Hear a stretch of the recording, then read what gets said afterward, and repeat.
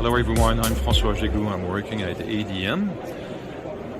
And so we are taking the opportunity of being present at World Aquaculture Society in Mérida to present this new product which has been newly introduced in Mexico. The name is Aquaculture.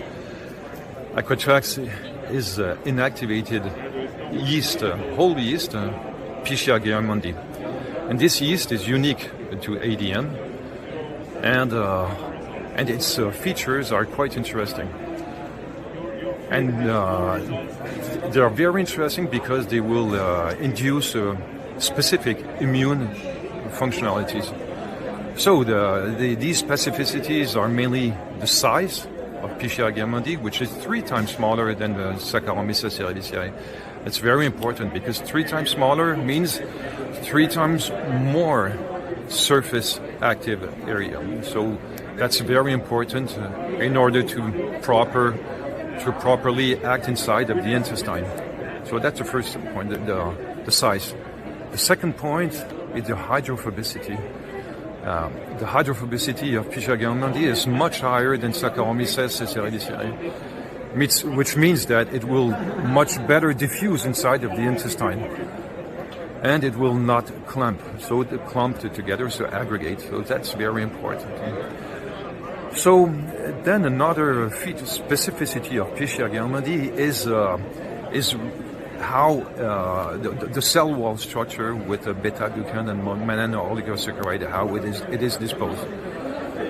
We have carried out some tests with this strain, for example, on the aggregation capacity, and we have found out that at all dosage tested, this aggregation capacity is twice compared to Saccharomyces cerevisiae.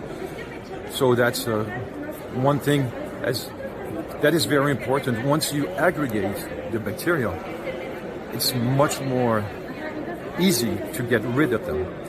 So that was a finding that was very interesting, and that helped us go to the next step. And the next step was to inject to the shrimp Vibrio larvae. And we found out that 3 hours after injection of Vibrio larvae, the concentration of Vibrio was 3 times lower compared to control. We continued this exploration, and we looked at immune parameters. And after 4 weeks feeding, we found out that the granular hemocytes counting was more than 50% increase compared to control. Okay, so having found this, we did some challenge tests on Vibrio paromyleticus and on white spot syndrome virus, which you know are both very, very important in shrimp culture all around the world. So with Vibrio paromyleticus, we found out almost 80% higher survival rate, with 76% and significant. And with white spot syndrome virus, it was 84% increased survival. So that's very, very interesting and critical in shrimp culture. Another test, because this is in infectious conditions, so what about in normal conditions?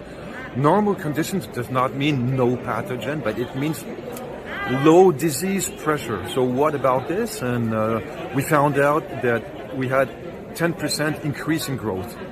So that's quite interesting. So overall, what does it mean? When we have stressing conditions, for example, disease pressure, we have better survival on bacterial or virus challenge.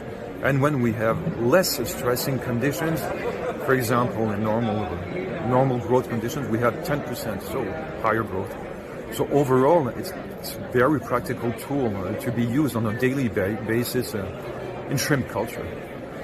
Okay, so the recommended dosage that we apply is 1 kilogram per ton of feed. Thank you.